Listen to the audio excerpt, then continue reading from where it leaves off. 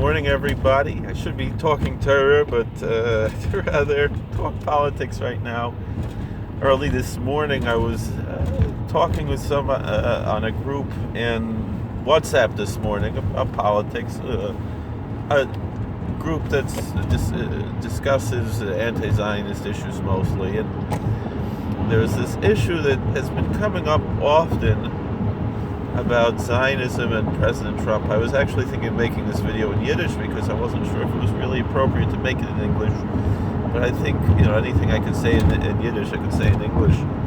Or maybe I might make a separate one in Yiddish just to discuss it. Maybe make the same video in Yiddish, perhaps, if I see that there is a crowd that wants that. In any event,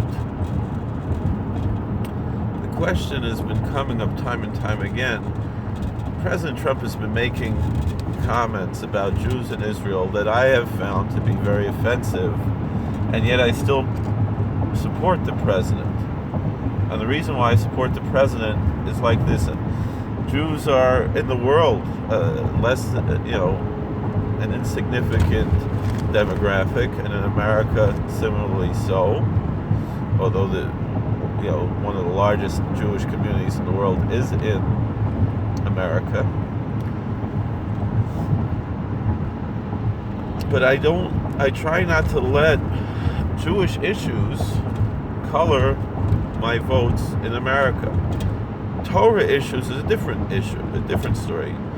Meaning if there are basic moral and ethical issues, what we call the family values issues, what we call the social issues, which most of them have unfortunately been lost, and there's really not much to talk about right now when it comes to those issues, unfortunately. But that is different than parochial Jewish issues. These are general Torah issues that apply to the whole world, that are important for us to embrace and for us to support the right types of things. But when it comes to particular Jewish issues and issues about Jews in particular, I don't think that should be coloring our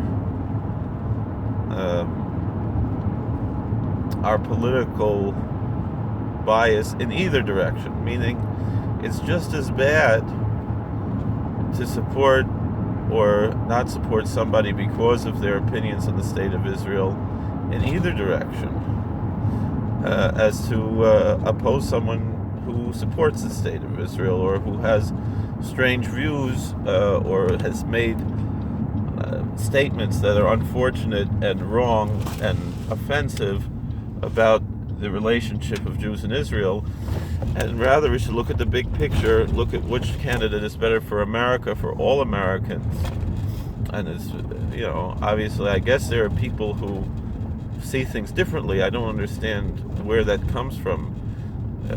But essentially, I feel at least that President Trump is doing a better job for America, and really, if the Democrats ever get back into power, it will be the downfall of America. And since America is, that shining city on the hill, it will really be the downfall of the whole world.